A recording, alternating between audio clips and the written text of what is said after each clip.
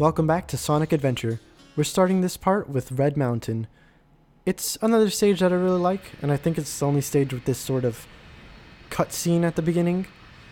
Honestly, a really jarring transition from the cutscene to the actual stage itself. It's just kind of over, and then you start the stage instantly. Very odd. Mostly because that never happens again or previously in the game. Red Mountain is a very vertical stage and a very wide stage. There's a lot of using rockets to get up, using springs to get around, and also using zip lines to get from one area to another. Honestly, I don't really like the zip lines. I mean, they're kind of cool, I guess. You get some rings while on them, and you get taken to more level, which is always a good thing. But there's nothing for you to do while on them, you know? Like, collecting rings doesn't take any skill, you're just kind of automatically lured to them. It's not too bad, because, as I said, you get more level afterwards. There's also a lot of homing attack chains, and with my rebellious nature, as I like to call it, if you watch my Ocarina of Time playthrough, I did a lot of things the way the game didn't want me to do them, and as you can see there, I did a spin dash jump instead of doing homing attacks. I just think it's fun, and honestly it's a bit faster. Another thing that this stage has in abundance is weird circle enemies. I forget what they're called, Orbinauts, I believe? Basically, they have fire surrounding them, and obviously fire hurts, so you don't want to get hit by it. Hold that thought for a second. That hammer is clearly stepping on, well, not stepping on, but smashing that button. But it's not activating it, like the rocket doesn't come up. But back to what I was saying. The Orbinaut enemies. They have a short radius around them of fire, and then they spread it out to make a big, longer radius, pretty much. But the only part that can hurt you is the circumference of it. So if you stay within the circle when it's spread out, or if you stay out of the circle when it's kept in, you're pretty much safe. It's just, it takes a bit too much precision, I suppose, to get around them. Not that that's a bad thing. It's just, I've gotten hit, well, I suppose I could say cheaply, by them a lot of the time. Now we're in the sort of Act 2, as I have called them before, of this stage. And it's more of a volcano setting than a mountain setting, I guess you could call it. Well, maybe it's a dormant volcano. Well, doesn't matter. I like this part more because I think it's more fast-paced, and there's a lot more things that can kill you, which makes it a bit more exciting. Like the lava here. If you step into it, you lose some rings, and it's not too detrimental. You can obviously get back up. The lava also rises a lot, meaning that you can get to more areas more easily, or at least you can get to more areas in general. There were some weird mummy-like things back there, at least that's how I describe them, because there's a lot of horizontal stripes that involve them. At least it looks like there are, or maybe it's supposed to look like there are, but they have this weird effect going on. It looks like they're made of a bunch of rings that are spread horizontally. I don't know how to describe it any better than that. You probably saw them before, but they kind of creep me out, honestly. Yeah, not bad. Now, for some reason, we have Tails coming out of nowhere. Well, he hasn't yet. But apparently, he has fixed the blue plane. Well, it was gray before, but now he has a blue plane. He named it the Cyclone, I believe. And it's a lot better than his previous plane. I don't like saying that because I really like the Tornado, but whatever. You gotta accept facts, and this is a better plane. It's powered by a Chaos Emerald, so I guess Tails found one just randomly. And now Sonic is on it, and at a 90-degree angle, well, now he's 45, but he was at a 90-degree angle, and he just didn't fall. He stood standing up on there. I guess he was holding on to the back wing or whatever you call it. But now we have Sky Chase Act 2, which is a lot longer and a bit more complicated, but honestly, the strategy of spamming shots is still very, very viable. There aren't really any upgrades to the plane, at least I don't think they are, or there are. And it says tornado. I'm pretty sure this is called the cyclone. I might be completely wrong, but I thought this was the cyclone. Whatever. In terms of health, in terms of how much damage it does, everything still goes down in one hit and you still go down in the same amount of hits. It's not really that much of an upgrade. There isn't anything changed in terms of its movement either. The only thing that really changed was it got a blue coat of paint.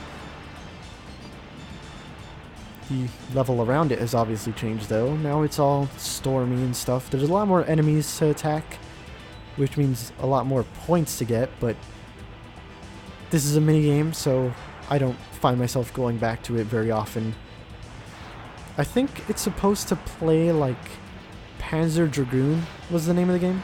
I haven't played it, but I have seen some videos of it, and I could see how it's similar, like the sort of reticle being separate from your plane, or whatever you call it, in Panzer Dragoon. I think it was actually a dragon that you rode on or something like that.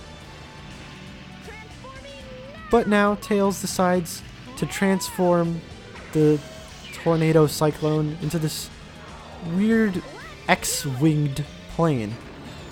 And again, there aren't really any upgrades besides cosmetic ones and comedic ones. We'll get into the comedic factor later. There's a bunch of these weird spinning things underneath Eggman's airship, and you will be going under there a couple of times, so you have to shoot them out if you don't want to run into them. Although, I do wonder if there's a way to get through this stage without shooting unless necessary, because there is a reason we're going to have to shoot things a bit later. We'll get to it when we get to it. I don't know what it is. I like to move in circles a lot. I think it might be from me playing like Kid Icarus Uprising, I suppose, where if you kind of move around in a circle during the flying sections, you pretty much won't get hit as long as you don't stop at all. And also, it's just fun to do, I suppose. My shots kind of just fly off everywhere though.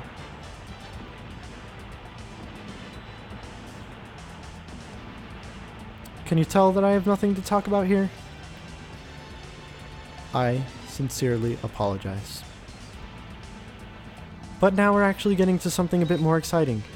As you can see, there's a boss health bar, which means we're fighting a boss. And this boss doesn't do a lot. Honestly, we just took a very tiny bit of damage and half its health is gone.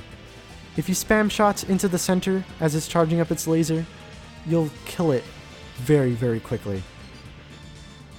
I think just a tap of the button releases like 5 or so shots, so you don't have to spam it that much. You could do it 1 every 5 shots, but it just feels better to spam it, you know, normally, I suppose, where you just keep pressing it as fast as you can. And here's the comedic bit. At least what they try to pass off as comedic. I found it funny the first time, but for the sake of commentary, I'm not gonna laugh out loud at it. But apparently Tails forgot to install landing gear in this version of his tornado cyclone, and so it awkwardly clips through the egg carrier. And now we get to listen to the awesome music that's on the egg carrier. This is probably one of my favorite hub worlds.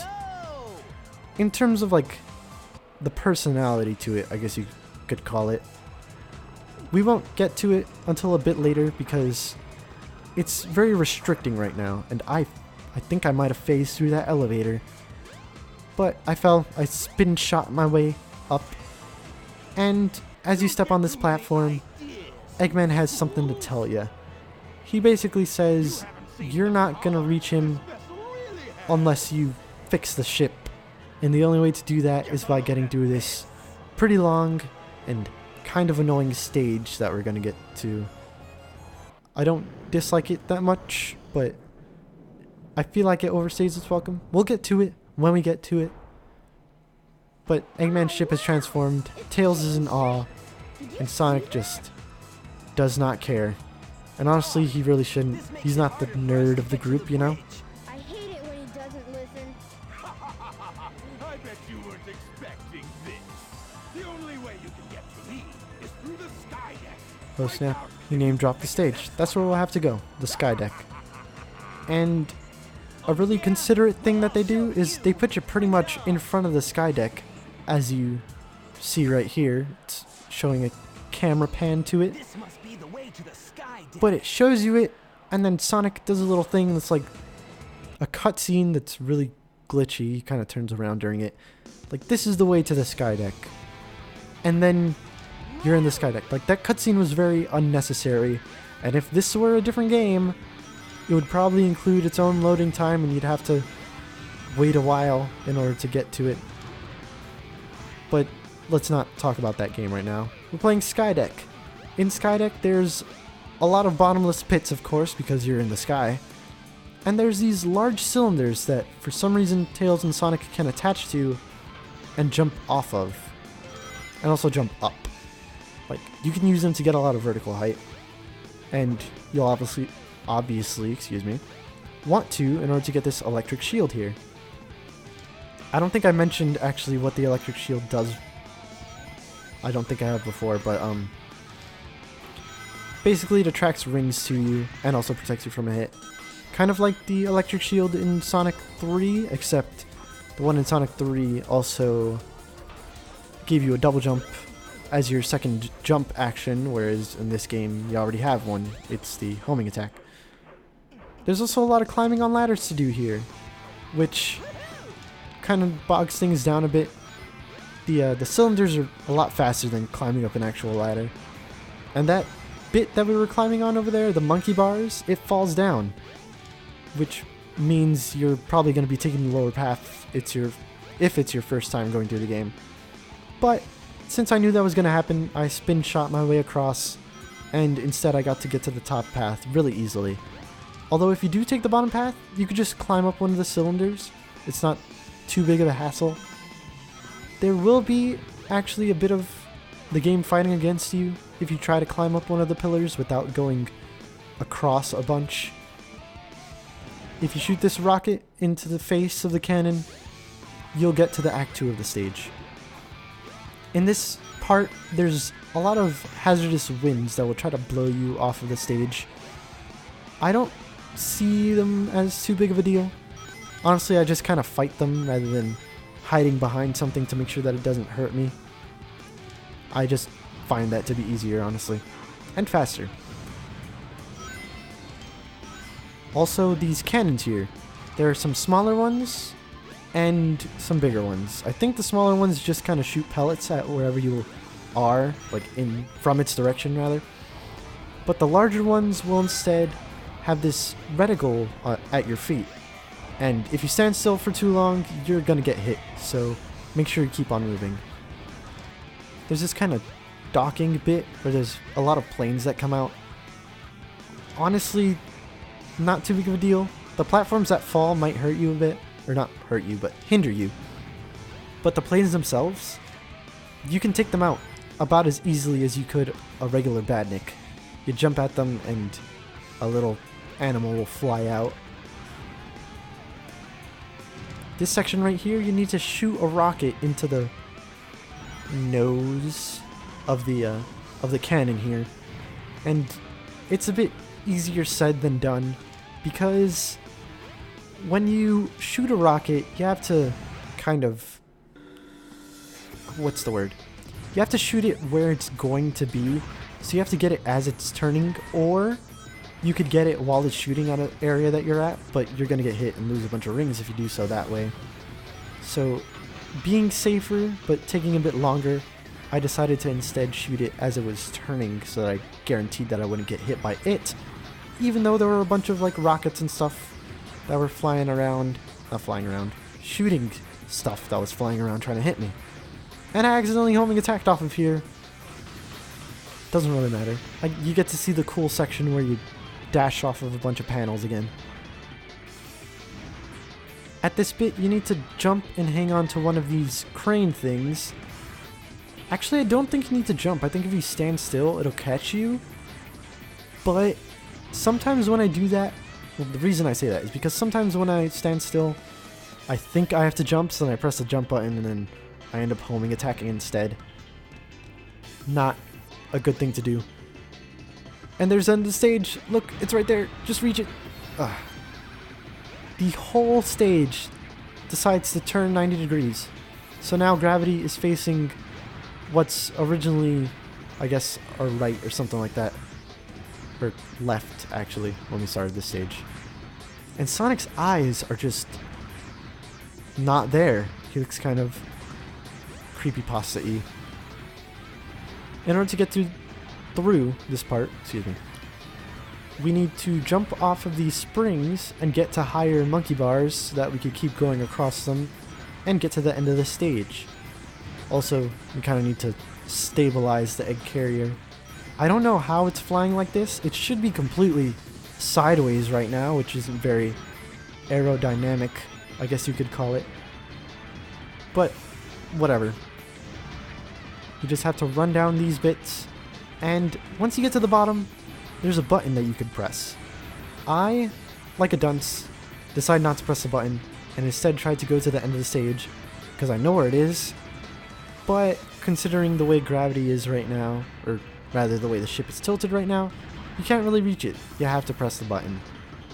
Kind of a dumb moment for me there, but I eventually get it right, and I got through the stage without too much of a hassle. Any difference in life counter is completely coincidental. I did not try the stage a ton of times trying to get a good take. Yeah, not bad. Now that we are finished with this stage, though, we're just going to be kind of staying in the egg carrier for a little longer. So I'll see you guys next time when we start exploring this new adventure field.